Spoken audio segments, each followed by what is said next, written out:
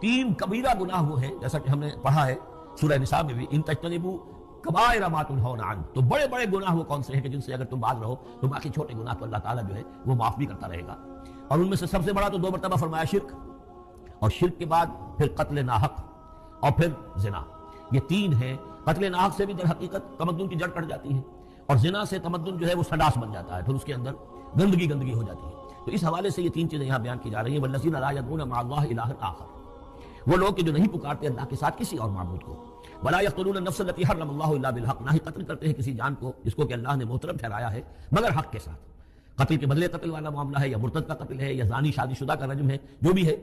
वला यज़नून, ना वो जिना करते हैं। वमन यफ़अल ज़ालिका यल्क़ा असामा, और जो कोई भी ये काम करेगा वो उसकी पादाश को पकड़ कर उसको जो है उस हासिल करके रहेगा, या लाजिमन उसकी सजा उसको मिलकर रहेगी। यल्क़ा असामा युदाफ़ लहुल अज़ाबु यौमल क़ियामा, क़यामत के दिन उसका अज़ाब दुगना कर दिया जाएगा।